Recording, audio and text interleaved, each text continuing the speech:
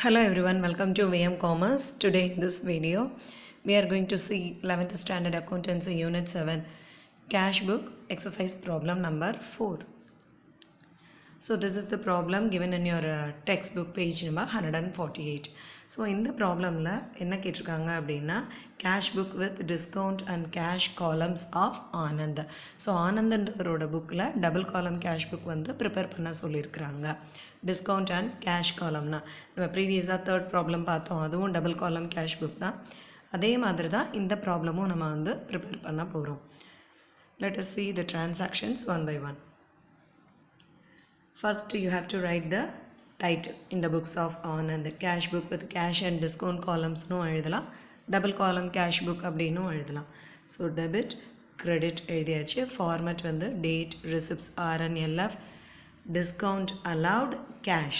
So amount column ரெண்டா divide பண்ணி discount cash அப்படின்னு போட்டிருக்கிறாங்க. இங்கே ஸ்பேஸ் இல்லாதனால அமௌண்ட்டு நான் எழுதலை. So here discount received and cash payment side.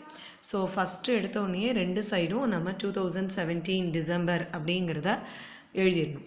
அதுக்கப்புறம் December 1 what is the transactions? Cash in hand 19,500. So last month balance எவ்வளோ ரிமைனிங் இருக்கோ அதை தான் இந்த மந்தோட ஓப்பனிங்க்கு நம்ம எடுத்துகிட்டு வரோம். So to balance brought down 19,500. நம்ம சிங்கிள் காலம் கேஷ் புக் பேலன்ஸ் பண்ணும்போதெல்லாம் பார்த்துருக்கோம், கேரிடவுனா ப்ராடவுனா நம்ம எடுத்துகிட்டு வருவோம், அதே தான். ஸோ இப்போ ப்ராடவுனா எடுத்துகிட்டு வந்திருக்கோம், ஓப்பனிங் பேலன்ஸ் எழுதியாச்சு. Next entry sold goods for cash. Cash sales, sales வந்து இன்கம், அப்போ ரிசிப்ட் சைடு டூ சேல்ஸ் அப்படின்னு என்டர் பண்ணணும். 32,000. See date number 4 sales 32,000 enter பண்ணியாச்சு. Then transaction number 5. So date number 5ல வந்து கிரெடிட் பர்ச்சேசஸ் ஃப்ரம் காந்தி கொடுத்துருக்குறாங்க. So this is a credit purchases.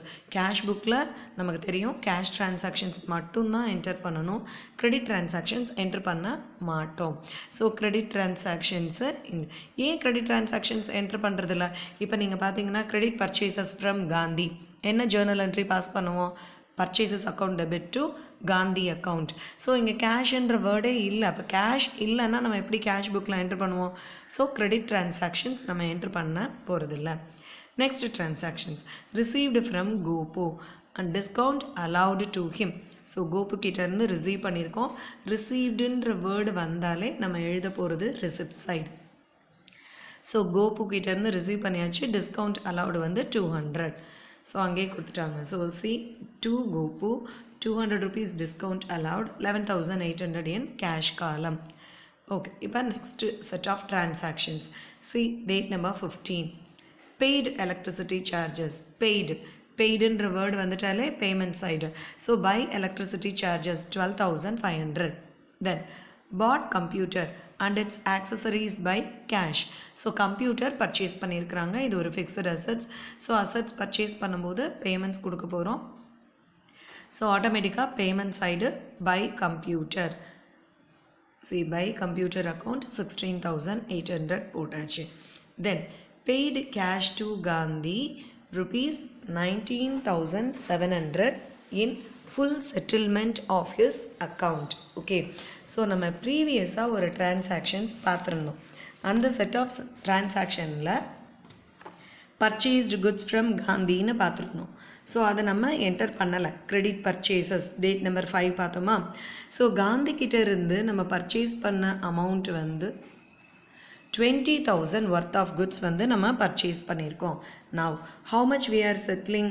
இந்த full settlement அப்படின்ற வேர்டு வந்தாலே நம்ம செக் பண்ண வேண்டியது டிஸ்கவுண்ட் இருக்கா இல்லையா. இந்த வேர்டை வந்து ஒரு கீயாக யூஸ் பண்ணிக்கோங்க. ஸோ இப்போ நம்ம காந்திக்கு பே பண்ணியிருக்கிறது 19,700. ஓகேவா? So what is the difference amount? 300 rupees. அப்போ 300 என்னது? டிஸ்கவுண்ட் ரிசீவ் பண்ணியிருக்கோம். பெய்டுன்ற வேர்டு வந்துருச்சு. அப்போ பேமெண்ட் சைடு தான் காந்தியை என்ட்ரு பண்ண போகிறோம். கேஷு 19,700 பே பண்ணிட்டோம். அப்போ 300 rupees டிஸ்கவுண்ட்டு ரிசீவ் பண்ணியிருக்கோம். இந்த ஃபுல் செட்டில்மெண்ட் வரும்போது இப்போ இந்த டிரான்சாக்ஷன்ஸில் டிஸ்கவுண்ட்டுன்ற வேர்டு எதுவுமே மென்ஷன் பண்ணலை, நம்ம தான் ஐடென்டிஃபை பண்ணணும். ஸோ எவ்வளோ வந்து டிஸ்கவுண்ட்டு ரிசீவ் பண்ணியிருக்கோம் அப்படிங்கிறது. ஸோ இப்போ எப்படி என்ட்ரி போட போகிறோம்? By Gandhi account. Okay, discount காலமில் 300 rupees, கேஷ் காலமில் 19,700. கரெக்டாக நம்ம எவ்வளோ வந்து பே பண்ணியிருக்கோமோ அதை என்டர் பண்ணுறோம். Then received cash from Thiruvengadam and discount allowed to him. So Thiruvengadam இருந்து ரிசீவ் பண்ணியிருக்கோம். ஸோ ரிசீவ் பண்ணது 8,900, டிஸ்கவுண்ட் வந்து 100 rupees அங்கே கொடுத்துட்டாங்க.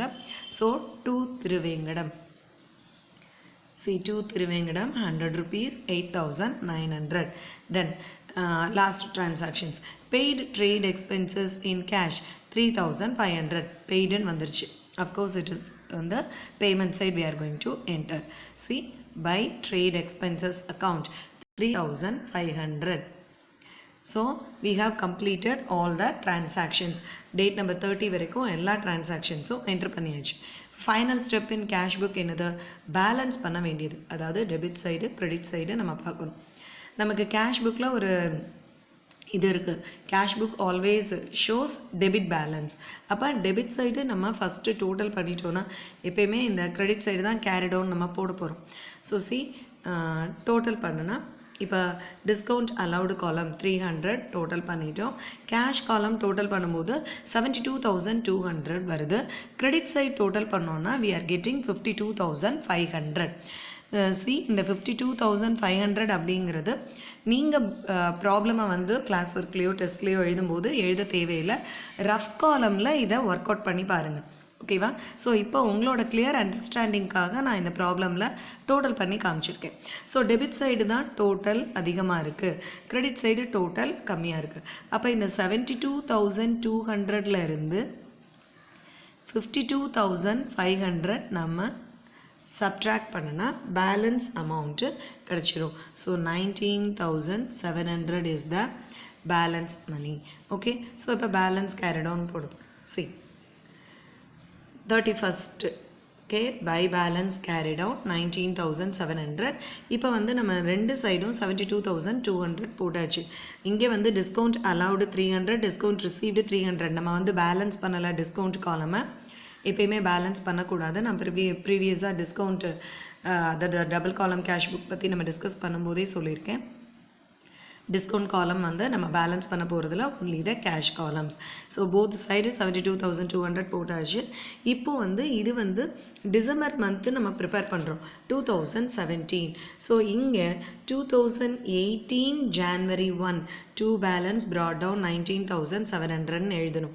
எப்பயுமே வந்து நம்ம டூ பேலன்ஸ் ப்ராட் டவுன் எழுதும்போது இயர் யூஸ்வலாக மென்ஷன் பண்ண மாட்டோம். ஏன்னா இப்போ ஜனவரி கொடுத்துருக்குறாங்க, அடுத்து பிப்ரவரி அப்படின்னு எழுதிடுவோம். இயர் ஒரு தடவை தான் மென்ஷன் பண்ணுவோம். பட் இந்த ப்ராப்ளமில் பொறுத்த வரைக்கும் 2017 டிசம்பர் அப்படிங்கும்போது நம்ம January 1 எழுதும்போது அது 2018 ஆகிடும். ஸோ இங்கே இந்த இயரை மென்ஷன் பண்ணணும் டூ பேலன்ஸ் ப்ராட் டவுனில். Okay, so this is the overall solution for this problem number 4. Thank you.